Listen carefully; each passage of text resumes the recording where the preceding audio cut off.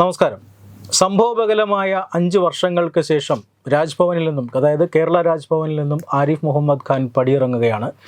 ബീഹാർ ഗവർണറായിട്ടാണ് അദ്ദേഹം പോകുന്നത്. പകരം രാജേന്ദ്ര വിശ്വനാഥ് ആർലേക്കർ എന്ന പുതിയ ഗവർണർ കേരളത്തിലെത്തുകയും ചെയ്യുകയാണ്. നമ്മൾ ഈ വിഷയവുമായി ബന്ധപ്പെട്ട് സംസാരിക്കുമ്പോൾ നേരത്തെ പറഞ്ഞതുപോലെ സർക്കാരും അതുപോലെ തന്നെ രാജ്ഭവനും തമ്മിൽ മുഖാമുഖം നിൽക്കുന്ന ധാരാളം അവസരങ്ങൾ ഉണ്ടായിട്ടുണ്ട്. ആരിഫ് മുഹമ്മദ് ഖാൻ എന്ന വ്യക്തി മാറി പുതിയ ആൾ വരുമ്പോൾ ആ ഒരു അവസ്ഥയ്ക്ക് മാറ്റം വരാൻ സാധ്യതയുണ്ടോ? കുമാറെ, ഈ ചോദ്യത്തിൻ്റെ ഒരു ഫോക്കസ് തന്നെ മാറ്റണമെന്നാണ് എൻ്റെ ഒരു അഭിപ്രായം. കാരണം ഇവിടുത്തെ ദൃശ്യമാധ്യമങ്ങൾ ഇപ്പോൾ കഴിഞ്ഞ കുറേ മണിക്കൂറുകളായിട്ട് ചർച്ച ചെയ്തുകൊണ്ടിരിക്കുന്നത് ഏതാണ്ട് ഈ ലൈനിലാണ്. അതായത് ഇവിടെ പരസ്യമായ ഏറ്റുമുട്ടലുണ്ടായിരുന്നു. ആ പരസ്യമായ ഏറ്റുമുട്ടൽ ഗവർണർ ആരിഫ് മുഹമ്മദ് ഖാൻ ഉള്ളത് കൊണ്ടാണ് ഉണ്ടായത്, അല്ലെങ്കിൽ അങ്ങനെയൊന്നും ഉണ്ടാവേണ്ടതല്ല. അതുകൊണ്ട് ആരിഫ് മുഹമ്മദ് ഖാനാണ് ഇതിനകത്തെ പ്രശ്നം. ഇപ്പോൾ കഴിഞ്ഞ ഏതാനും മണിക്കൂറുകൾ മുമ്പ് ഒരു ദൃശ്യമാധ്യമ പ്രവർത്തകൻ പറയുന്നത് കേട്ടു, അതായത് ഇനിയും പരസ്യമായ ഏറ്റുമുട്ടൽ ഉണ്ടാവുമോ? ആരിഫ് മുഹമ്മദ് ഖാൻ പോയതോടെ പരസ്യമായ ഏറ്റുമുട്ടൽ ഇനിയും ഉണ്ടാവില്ല എന്നാണ് പറയുന്നത്. ഇതൊക്കെ ഇഷ്യൂ ബേസ്ഡ് ആണ് കുമാറെ, ഇതൊക്കെ ഇഷ്യൂ ബേസ്ഡ് ആണ്.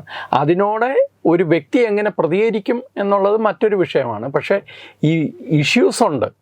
ആ ഇഷ്യൂസിനെ നേരെ നിന്ന് ചോദ്യം ചെയ്യാൻ തയ്യാറായ ഒരാളാണ് ആരിഫ് മുഹമ്മദ് ഖാൻ എന്നുള്ളതേ ഉള്ളൂ.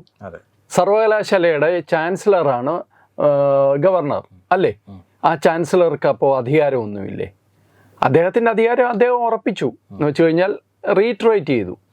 ഇവിടെ പണ്ട് പറഞ്ഞ് പലർക്കും അറിയാവുന്ന കാര്യമാണ്, ചീഫ് ഇലക്ഷൻ കമ്മീഷണർ എന്നും പറഞ്ഞൊരു ആലങ്കാരിക പോസ്റ്റ് ഉണ്ടായിരുന്നു.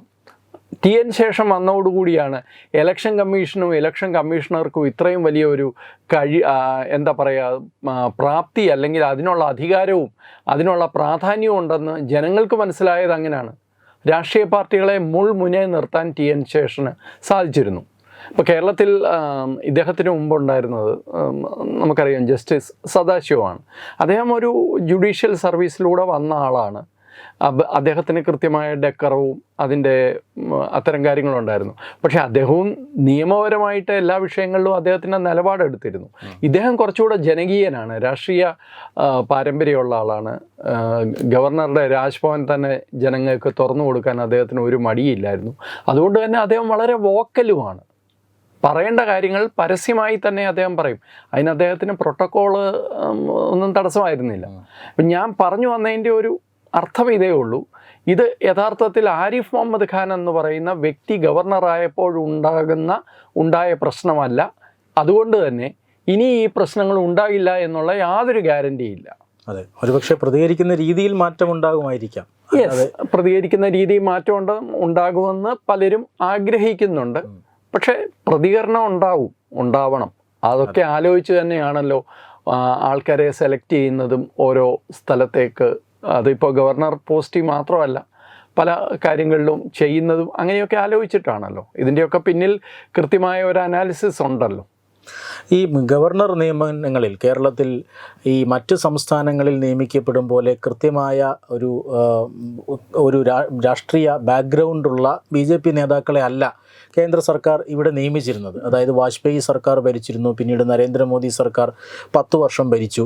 അപ്പോഴൊക്കെ ഒരു പൊതുസമ്മതർ എന്ന രീതിയിലുള്ള ആളുകളെയാണ് ഇപ്പോൾ സദാശിവമായാലും അതുപോലെ തന്നെ ഇപ്പോൾ ആരിഫ് മുഹമ്മദ് ഖാൻ ആയാലും ആ ഒരു കാറ്റഗറിയിൽ പെടുന്ന ആളുകളായിരുന്നു. പക്ഷേ ഇപ്പോൾ ആദ്യമായിട്ടാണ് ഒരു RSSലൂടെ വളർന്നു വന്ന ഒരു നേതാവ് എത്തുന്നത്, രാഷ്ട്രപതി ഭവനിലേക്ക് എത്തുന്നത്. ഇതിനു പിന്നിൽ ഒരു അജണ്ട അല്ലെങ്കിൽ കേരളത്തിൻ്റെ രാഷ്ട്രീയ ഭൂമിക അതിനുവേണ്ടി പൊരുത്തപ്പെട്ടു എന്ന് തോന്നിയിട്ടാണോ കേന്ദ്ര സർക്കാർ? എനിക്ക് അങ്ങനെ തോന്നുന്നില്ല. അങ്ങനെ ഒരു വിശകലനം അതിൻ്റെ പിന്നിലുണ്ടോ എന്ന് തോന്നുന്നില്ല. നേരത്തെ പൊതുസമ്മതരായിട്ടുള്ള ഇവിടുത്തെ സംസ്ഥാന സർക്കാരിനൂടെ കണ്ണിന് പിടിക്കുന്ന ആൾക്കാരെ തന്നെ നിയമിക്കണമെന്ന നിർബന്ധ ബുദ്ധി സർക്കാരിനുണ്ടായിരുന്ന കേന്ദ്ര സർക്കാരിനുള്ളതായിട്ടും എനിക്ക് തോന്നിയിട്ടില്ല. ഒരുപക്ഷെ എൻ്റെ നിരീക്ഷണം തെറ്റായിരിക്കാം. കാരണം അങ്ങനെയൊന്നും അല്ല. അത് സംസ്ഥാന സർക്കാരിനോട് ഇവിടെ ഒരു ആലങ്കാരിക പോസ്റ്റും അല്ല ഇത്. ആരോ പറയുന്നത് കേട്ടു, സംസ്ഥാന സർക്കാരും കേന്ദ്ര സർക്കാരിനും ഇടയിലുള്ള മീഡിയേഷൻ നടത്താനുള്ള ആളാണെന്ന്.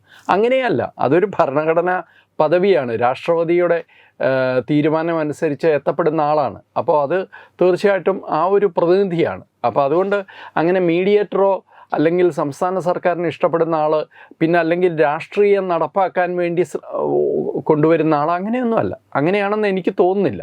ആരിഫ് മുഹമ്മദ് ഖാൻ എന്തായാലും ഇവർക്കാർക്കും മനസ്സിൽ പിടിച്ച ആളും ആയിരുന്നില്ല. അദ്ദേഹം ചെറുപ്പകാലം തൊട്ട് തന്നെ വിപ്ലവകരമായ രീതിയിൽ രാഷ്ട്രീയം കൈകാര്യം ചെയ്ത ആളാണ്. വളരെ ലൗഡായിരുന്നു അദ്ദേഹം എക്കാലത്തും, അറിയാമല്ലോ.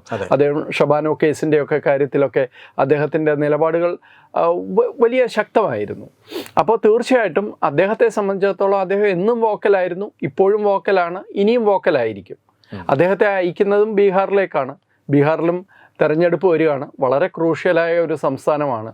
അപ്പോൾ അദ്ദേഹത്തെ ഇവിടുന്ന് മാറ്റിയത് എന്തെങ്കിലും ഒരു തരത്തിൽ ഒരു ക്രെഡിറ്റ് എടുക്കാനൊന്നും ഇവർക്ക് പറ്റില്ല, അല്ലെങ്കിൽ അതിനും അവർ ശ്രമിച്ചേനെ, അപ്പം ഇവിടുത്തെ ഭരണമുന്നണി. അപ്പോൾ അതൊന്നുമല്ല അതിനകത്തെ ക്രൈറ്റീരിയ. ഇപ്പോൾ വന്നിരിക്കുന്ന ആൾ പക്ഷേ നേരത്തെ കുമാർ പറഞ്ഞ പോലെ എന്താ പറയുക, ഒരു മുൻ RSS പ്രചാരകൻ കൂടിയായിരുന്ന, BJP നേതാവായിരുന്ന, ഗോവയുടെ സ്പീക്കറായിരുന്ന, ഇപ്പോൾ ബീഹാറിൻ്റെ ഗവർണറായ വ്യക്തിയാണ്. അപ്പോൾ തീർച്ചയായിട്ടും അതിൻ്റേതായ ഘടനാപരമായ കൃത്യമായ ഒരു സിസ്റ്റം, അദ്ദേഹം വളരെ ഒരു ഡിസിപ്ലിനേറിയൻ ആണ് എന്നാണ് പറയുന്നത്. അച്ചടക്കത്തിന് വലിയ പ്രാധാന്യം കൊടുക്കുന്ന ആളാണ്. തീർച്ചയായിട്ടും ആയിരിക്കും, കാരണം ഈ പറയുന്ന പോലെ സംഘത്തിലൂടെ RSSലൂടെ വളർന്നു വന്ന വ്യക്തിയാണ്. അപ്പോൾ തീർച്ചയായിട്ടും അതിൻ്റെ ഒരു മാറ്റം ഉണ്ടാവും. എൻ്റെ വ്യക്തിപരമായ നിരീക്ഷണം, ഇത് CPMൻ്റെ നേതൃത്വത്തിലുള്ള സർക്കാർ, അവർ ഇന്നിപ്പോൾ MV ഗോവിന്ദൻ പറഞ്ഞ കേട്ടില്ലേ, പുതിയ ഗവർണർ ഭരണഘടനാപരമായിട്ട് പ്രവർത്തിക്കണം, അതാണ് ആവശ്യം, അല്ലെങ്കിൽ എന്നുള്ള ചോദ്യമല്ല. അപ്പോൾ ഭരണഘടനാപരമായിട്ട് തന്നെയാണല്ലോ ഗവർണർമാർ പ്രവർത്തിക്കുന്നത്. പക്ഷേ ഭരണഘടനാപരമായിട്ട് സംസ്ഥാന സർക്കാരുകളും കൂടി പ്രവർത്തിച്ചാൽ പ്രശ്നമൊന്നും ഉണ്ടാവില്ല. ഈ CPMൻ്റെ ഒരു നിലപാട് തന്നെ, കമ്മ്യൂണിസ്റ്റ് പാർട്ടിയുടെ നിലപാട് തന്നെ സംസ്ഥാനങ്ങളിൽ ഗവർണർ പദവിയുടെ ആവശ്യമില്ല. അതിപ്പോഴാണ് പറയുന്നത് ഭരണഘടന അനുസൃതമായി പ്രവർത്തിക്കണമെന്ന്. അല്ല, അതിപ്പോൾ വന്നതാണ്. അതായത് ആരിഫ് മുഹമ്മദ് ഖാനെ പരിചയപ്പെട്ട ശേഷം കൊണ്ടുവന്ന ഒരു അഭിപ്രായവും ആവശ്യവുമാണത്. അതിനു മുമ്പ് അങ്ങനെ ഒരു ആവശ്യമൊന്നുമില്ലായിരുന്നു.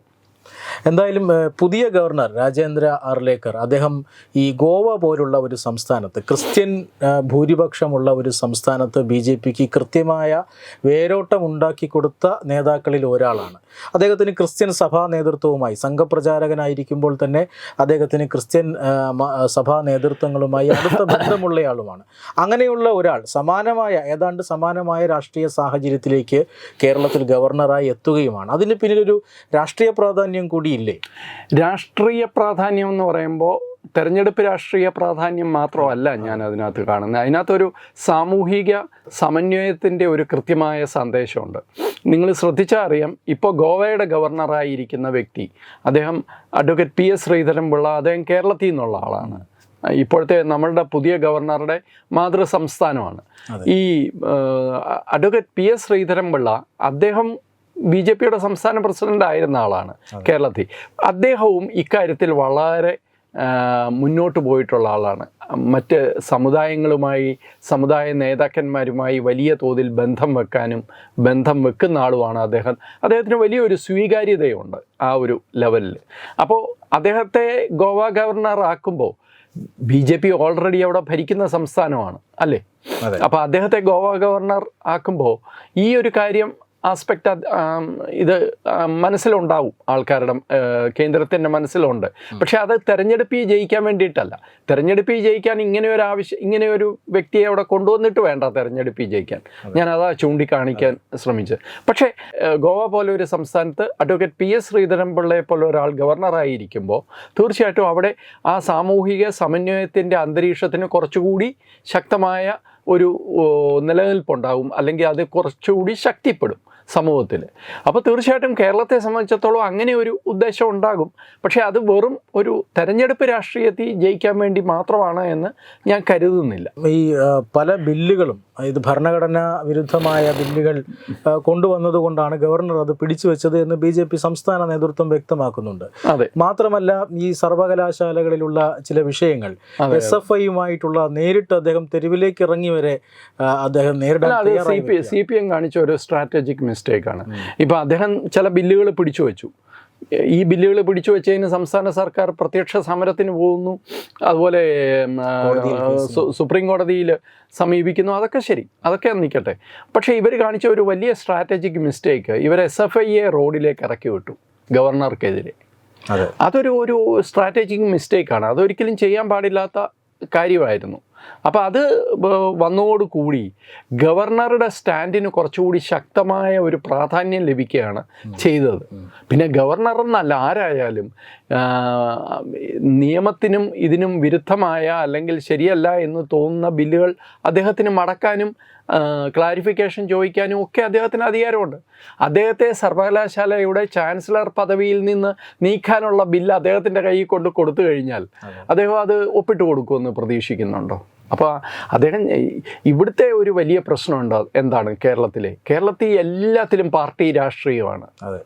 എല്ലാത്തിലും ഇല്ലേ, സകലത്തിലും പാർട്ടി രാഷ്ട്രീയമാണ്.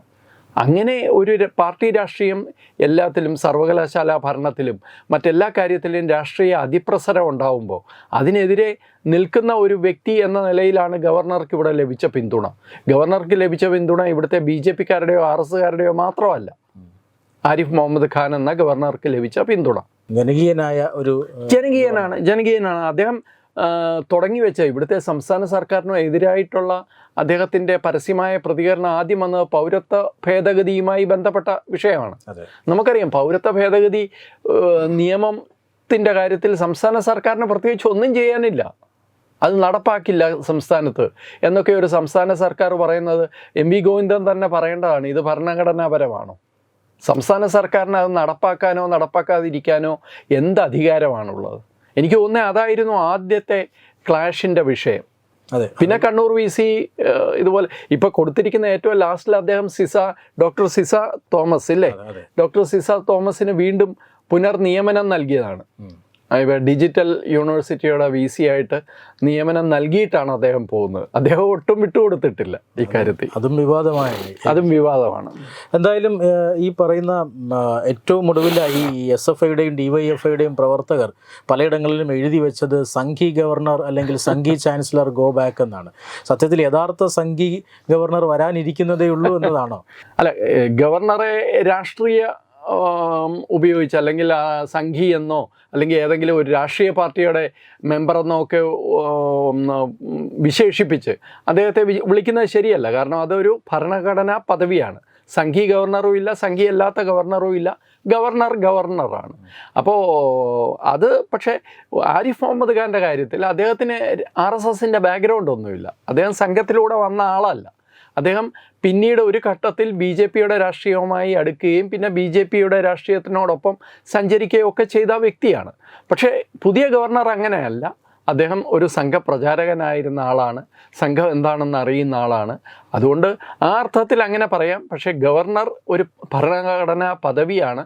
അദ്ദേഹത്തെ അതിന് മറ്റൊരു നിറം കൊടുക്കുകയോ അല്ലെങ്കിൽ മറ്റൊരു വിശേഷണം നൽകുകയോ ചെയ്യുന്നത് ശരിയല്ല എന്നാണ് എൻ്റെ അഭിപ്രായം.